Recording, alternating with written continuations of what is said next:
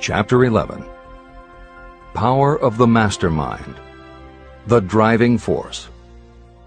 The ninth step toward riches. Power is essential for success in the accumulation of money. Plans are useless without sufficient power to turn them into action. This chapter will describe the method by which an individual may attain and apply power. Power may be defined as organized and intelligently directed knowledge. Power, as the term is used here, refers to organized effort, sufficient to enable an individual to transmute desire into its monetary equivalent. Organized effort is produced through the coordination of effort of two or more people, who work toward a definite end in a spirit of harmony. Power is required to accumulate money. Power is necessary to keep the money after it has been accumulated. How can power be acquired? If power is organized knowledge, let us examine the sources of knowledge. Infinite intelligence. This source of knowledge may be accessed with the aid of creative imagination through the subconscious mind, as described in the previous chapters on faith, autosuggestion, and imagination, and as will be elaborated on in Chapter 13, the subconscious mind, and Chapter 14, the brain. Accumulated experience. The accumulated experience of humanity may be found in any well-equipped public library. An important part of this accumulated experience is taught in public schools and colleges, where it has been classified and organized. Editor's comment. The computer revolution and the Internet have had a profound effect upon the quantity of information available and on the ease of access and ability to organize that information. This is the end of the editor's comment. Experiment and research. In the field of science, and in practically every other walk of life, people are gathering, classifying, and organizing new facts daily. This is the source to which you must turn when knowledge is not available through accumulated experience. Here, too, the creative imagination must often be used. Editor's comment. Today, because of the computer revolution and the Internet, publishing and dissemination of information happens so quickly that there is almost no lag time between experiment or research and the integration of those results into available knowledge. This is the end of the editor's comment. Knowledge may be acquired from any of the foregoing sources. It may be converted into power by organizing it into definite plans and by putting those plans into action. If you examine the three sources of knowledge, you will see how difficult it would be if you had to depend upon just your own efforts to assemble all the knowledge you need and turn it into definite plans of action. If your plans are big and comprehensive, generally you will have to get others to cooperate with you if you are going to organize your knowledge so that you can turn your plans into power. Gaining power through the mastermind. The mastermind may be defined as coordination of knowledge and effort in a spirit of harmony between two or more people for the attainment of a definite purpose. No individual may have great power without utilizing the mastermind. In Chapter 8, Organized Planning, I commented on how to create plans for translating desire into its monetary equivalent. If you carry out these instructions with persistence and intelligence, and use discrimination in choosing your mastermind group, your objective will have been halfway reached even before you begin to recognize it. Editor's comments. In the following section, Hill describes the two kinds of power that an individual can access by assembling a mastermind alliance and working with that group. The first kind of power that he mentions is economic power, which needs no comment from the editors. However, to describe the second kind of power, for want of a better term, Hill uses the term psychic. Because this word has taken on connotations that Hill never intended, this concept deserves clarification before you read on. As is obvious throughout this book, Napoleon Hill was a very practical man. His use of the word psychic in this chapter has nothing to do with seances, fortune-telling, magic, or any other aspect of the paranormal. The word psychic is defined as of or pertaining to the human mind, and Hill uses the term to describe something pertaining to the mind that everyone reading this book has experienced. It is that feeling you get when you are working together with other people. Everyone is very focused on the same goal, and it is going so well that you seem to be in tune with each other. When that happens, you not only work well with the others, but your own work and ideas also seem to be operating on a higher and better plane than usual. This is the end of the editor's comments. So you may better understand the potential power available to you through a properly chosen mastermind group, I will explain the two characteristics of the mastermind principle. One kind of power is economic, and the other psychic. Economic power. The economic feature is obvious. Economic advantages may be created by any person who surrounds himself with the advice, counsel, and personal cooperation of a group of people who are willing to lend him or her wholehearted aid in a spirit of perfect harmony. This form of cooperative alliance has been the basis of nearly every great fortune. Your understanding of this great truth may definitely determine your financial status. Psychic power. What I refer to as the psychic phase of the mastermind principle is a little more difficult to comprehend. You'll get a better sense of the meaning from this statement. No two minds ever come together without creating a third, invisible, intangible force, which may be likened to a third mind. The human mind is a form of energy. When the minds of two people are coordinated in a spirit of harmony, the energy of each mind seems to pick up on the energy of the other mind, which constitutes the psychic phase of the mastermind. The mastermind principle, or rather the economic feature of it, was first called to my attention by Andrew Carnegie. Discovery of this principle was responsible for the choice of my life's work. Mr. Carnegie's mastermind group consisted of a staff of approximately 50 people with whom he surrounded himself for the purpose of manufacturing and marketing steel. He knew little of the technical side of the steel business. His strength was his ability to get others to work together in perfect harmony toward achieving a common goal. Carnegie attributed his entire fortune to the power he accumulated through this mastermind alliance. If you analyze the record of anyone who has accumulated a great fortune, and many of those who have accumulated modest fortunes, you will find that they have either consciously or unconsciously employed the mastermind principle. Great power can be accumulated through no other principle. How to multiply your brain power. The human brain may be compared to an electric battery. It is a fact that a group of batteries will provide more energy than a single battery. It is also a fact that the amount of energy provided by each individual battery depends upon the number and capacity of the cells it contains. The brain functions in a similar fashion. Some brains are more efficient than others. A group of brains coordinated or connected in a spirit of harmony will provide more thought energy than a single brain, just as a group of electric batteries will provide more energy than a single battery.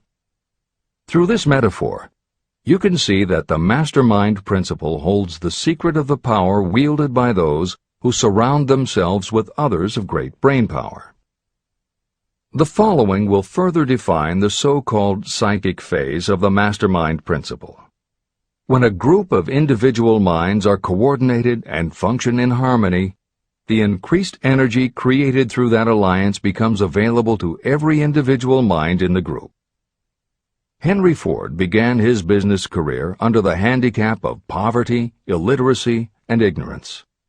Within the inconceivably short period of 10 years, Mr. Ford mastered these three handicaps, and within 25 years, he made himself one of the richest men in America. How did he do it? Here is an important clue. Mr. Ford's most rapid strides became noticeable from the time he became a personal friend of the famed inventor Thomas A. Edison. In the story of Ford's success, this is just the first indication of what the influence of one mind upon another can accomplish. Follow his story further, and you will have even more evidence that power may be produced through friendly alliance of minds. It is a fact that Mr. Ford's most outstanding achievements became even more pronounced later, after he formed the acquaintances of Harvey Firestone, John Burroughs, and Luther Burbank, each a man of great mental capacity. People take on the nature and the habits and the power of thought of those with whom they associate in a spirit of sympathy and harmony. Through his association with Edison, Burbank, Burroughs, and Firestone, Mr. Ford added to his own brain power the intelligence, experience, knowledge, and spiritual forces of these four men. Henry Ford used the mastermind principle in exactly the way it is described in this book. This principle is available to you. I have already mentioned Mahatma Gandhi. Let me review the method by which he attained his stupendous power. It may be explained in a few words. He came by power through inducing over 200 million people to coordinate with mind and body in a spirit of harmony for a definite purpose. In brief, Gandhi accomplished a miracle. For it is a miracle when 200 million people can be induced, not forced, to cooperate in a spirit of harmony. If you doubt that this is a miracle, try to get even 2 people to cooperate in a spirit of harmony for any length of time. Every person who manages a business knows how difficult it is to get employees to work together in a spirit even remotely resembling harmony. Editor's comments. The first step in putting together your mastermind alliance is to clearly know your desire. Your desire will tell you what you need. It could be a small group, just 2 or 3 people, as was the case with Stephen Jobs and Steve Wozniak when they formed Apple, Bill Gates and Paul Allen launching Microsoft, or Steven Spielberg, Jeffrey Katzenberg, and David Geffen creating DreamWorks SKG.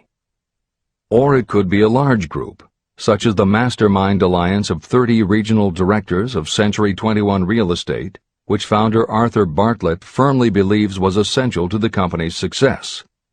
Napoleon Hill suggests that in most cases it should be a dozen people or less, and generally the smaller the better. Choosing the people means finding those who not only share your vision, but who will also share their ideas, information, and contacts with you. They will let you use the full strength of their experience, training, and knowledge as if it were your own, and they will do it in a spirit of perfect harmony. The question that immediately comes to every reader's mind is, where do I find people who will help me to that degree? Napoleon Hill cannot answer that question for you, but he does tell you what to look for. Where you look is up to you. And if you really do have the desire to succeed, you will start looking and you won't give up until you find the right people. Napoleon Hill's description of the mastermind that appears below is augmented with additional material from articles and speeches he wrote after the publication of Think and Grow Rich. These were compiled for publication by Hill's friend, mentor, and business associate, W. Clement Stone, and appear in 2 books, Napoleon Hill's Keys to Success and Believe and Achieve. This is the end of the editor's comments. Finding your mastermind members.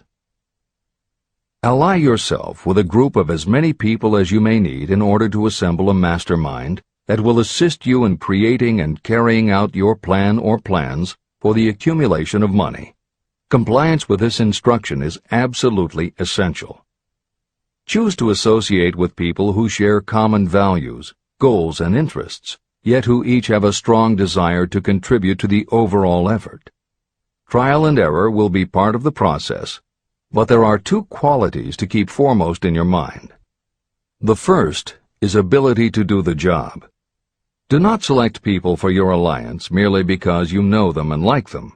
Such people are valuable to you because they improve the quality of your life, but they are not necessarily suited to a mastermind alliance. Your best friend may not be the most knowledgeable marketing professional, but perhaps he or she can introduce you to someone who is. The second quality is the ability to work in a spirit of harmony with others. There must be a complete meeting of minds without any reservations. Personal ambition must be subordinate to the achievement of the purpose of the alliance. This includes your own. You must also insist upon confidentiality. Some people can give away an idea simply because they love to talk. You don't need them in your group. Attune yourself to every member of the group. Try to imagine how you would react in a given situation if you were in his or her shoes. Pay attention to body language. Sometimes facial expressions and movements say far more about what a person feels than the words that come out of his or her mouth. Be sensitive to what is not being said. Sometimes what is left out is far more important than what is included. Don't try to force the group along too quickly. Allow for those who want to test ideas by playing devil's advocate. Compensating your mastermind. Before forming your mastermind alliance, decide what advantages and benefits you may offer the individual members of your group in return for their cooperation. No one will work indefinitely without some form of compensation. No intelligent person should request or expect another to work without adequate compensation. Wealth will obviously have the most appeal to your members. Be fair and generous in your offer. Recognition and self-expression may be just as important as money to some of your members. Remember that in such partnerships, the principle of going the extra mile, doing more and better than paid for, is especially important. As the leader, you should set an example for the others to follow. Each member must agree at the outset on the contribution each will make, and on the division of benefits and profits. Otherwise, be assured that dissension will arise, you will have wasted everyone's time, you will ruin friendships, and your venture will be destroyed. Meeting with your mastermind. Arrange to meet with the members of your mastermind group at least twice a week, and more often if possible, until you have jointly perfected the necessary plan or plans for the accumulation of money. The first meeting will be involved in sorting out strengths and weaknesses, and in fine-tuning your plans. Your alliance must be active to do any good. Establish specific responsibilities and action steps to be taken. As your mastermind matures and harmony grows among the members, you will find that the meetings create a flow of ideas into every member's mind. Don't let the meetings become so regular and formalized that they inhibit phone calls and other less formal contact. Mastermind maintenance. Maintain perfect harmony between yourself and every member of your mastermind group. If you fail to carry out this instruction to the letter, you may expect to meet with failure. The mastermind principle cannot work where perfect harmony does not prevail. Create a non-threatening environment. Explore all ideas with equal interest and concern for the originator's feelings. Everyone must deal with everyone else on a completely ethical basis. No member should seek unfair advantage at the expense of others. As the leader, you must inspire confidence in your members by your dedication to your desire, which is the object of the group. The members must know with certainty that you are reliable, trustworthy, and loyal. When you are finally ready to present the results of your efforts to investors, buyers, or the public, you may face your greatest leadership challenge in maintaining the harmony of your mastermind. The group's efforts will now be judged by outsiders, and facing judgment takes courage and persistence. The courage of separate individuals is nothing compared with that of a united team. The more you are able to maintain harmony, the greater the power, and the greater the power, the more resistance you can overcome. Marriage and the mastermind. A mastermind alliance with the person you love most deeply is of untold importance. If you are married, and have not built your relationship on the same principles of harmony that are crucial to any alliance, you may have some reselling to do with your spouse. Set aside time each day to talk about what you want to achieve and how you are going about it. Rely on your definiteness of purpose to build your persuasive abilities to convince your partner of the benefits of the work you are doing. It is very unlikely that your work will not affect your husband or wife in some significant way, and you absolutely must not drag your partner unwillingly into any adventure. Build your mastermind alliance into your marriage from the start, and it will steady and support you through the darkest moments. In fact, your whole family should be incorporated into your alliance. Lack of harmony at home can easily spill over elsewhere. A united family is a great team. The Mastermind and Infinite Intelligence.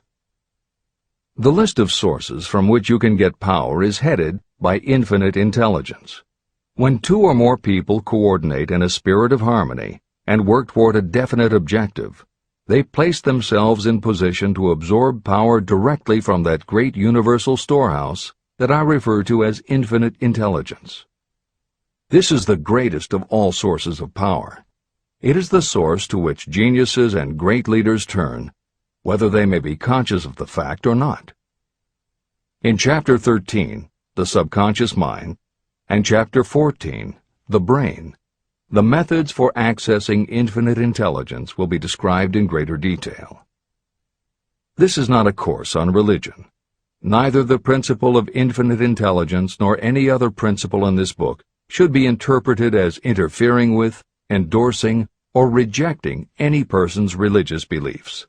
This book is confined exclusively to instructing the reader how to transmute the definite purpose of desire for money into its monetary equivalent. Read, and really think about what you are reading. Soon the entire subject will unfold, and you will see it in perspective. At this point, you are only seeing the detail of the individual chapters. Editor's comments. This chapter would not be complete without commenting on a mastermind that came into being almost 15 years after the first publication of Think and Grow Rich. Napoleon Hill's own mastermind alliance with multimillionaire businessman and philanthropist W. Clement Stone. On May 2, 1951, at the age of 67, Napoleon Hill and his wife Annie Lou agreed it was time for Napoleon to think about retiring. They decided to begin by cutting back on his speaking engagements after he completed the lectures that were already on his calendar, including one he was scheduled to give a few weeks later in Chicago. Unbeknownst to them, at that event W. Clement Stone had prearranged to sit at the head table next to Napoleon Hill. Like Hill, Stone had been born into poverty. At the age of 6, he started selling newspapers to help pay the rent, and by 13, he owned his own stand. By 16, he was selling insurance, and by 20, he'd managed to scrape together $100, which he used to start his own insurance agency. Stone was a consummate salesman and motivator, and his company was growing very nicely. Then in 1938, he read Think and Grow Rich, and was so inspired by it that he bought a copy for every one of his employees, and continued to do so for each new person who joined his company. Over the years, this amounted to thousands of copies. When Stone was introduced to Hill, he told him about all the copies he had purchased of Think and Grow Rich, and said that he firmly believed it was Hill's book that had transformed his sales force and turned his company from modest to extraordinary success. Napoleon Hill and W. Clement Stone found that they were in such complete accord that by the end of their first meeting, Hill had decided to postpone his retirement and join with Stone in a venture dedicated to creating a better world for this and future generations. Within a year, they launched Napoleon Hill Associates. They published new books by Hill, including How to Raise Your Own Salary and The Master Key to Riches. They reissued Hill's earlier bestsellers, and they co-authored a new bestseller, Success Through a Positive Mental Attitude. They also launched Success Unlimited magazine, created PMA Science of Success home study courses, made television programs, radio shows, a documentary film entitled A New Sound in Paris, which showed the amazing changes that happened when the entire town of Paris, Missouri, adopted the Napoleon Hill philosophy. And they both crisscrossed America speaking, teaching, giving interviews, and spreading the philosophy to as many people as possible. In addition to his work with Napoleon Hill Associates, Hill also consulted to W. Clement Stone's company, Combined Insurance Company of America. Hill designed and implemented a new training program for the sales force, which was so successful he astounded the business world by helping Stone grow his company from $30 million in assets to $100 million in less than 10 years. When W. Clement Stone passed away in 2002, his company, now known as Aon Corporation, had revenues of $2 billion a year.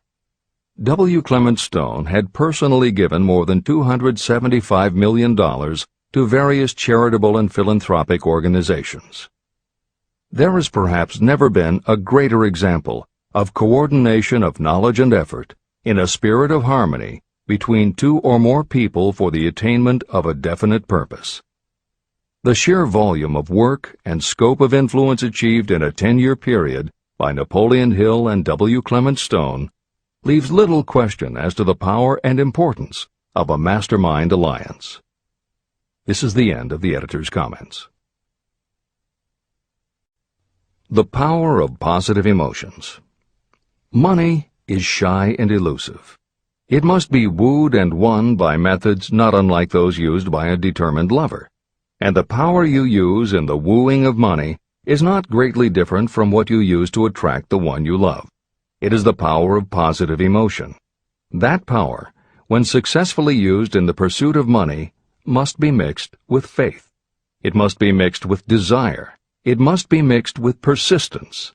It must be applied through a plan, and that plan must be set into action. When money comes in large quantities, it flows to the one who accumulates it as easily as water flows downhill. There exists a great unseen stream of power, which may be compared to a river that flows in two directions. One side flows in one direction, carrying all who get into that side of the stream onward and upward to wealth. The other side flows in the opposite direction, carrying all who are unfortunate enough to get into it and can't pull themselves out downward to misery and poverty. Everyone who has accumulated a great fortune has recognized the existence of this stream of life. It consists of one's thinking process. Positive emotions form the side of the stream that carries you to fortune. Negative emotions form the side that carries you down to poverty. This is a point of great importance to the person who is following this book with the object of accumulating a fortune. If you are caught in the side of the stream of power that leads to poverty, this book will serve as an oar by which you may propel yourself over into the other side of the stream. But it can serve you only through application and use. Merely reading and passing judgment on it, either one way or another, will be of no benefit to you. Poverty and riches can change places. But when riches take the place of poverty, the change only happens through well-conceived and carefully executed plans. The same is not true of poverty. Poverty needs no plan. It needs no one to help it because it is bold and ruthless.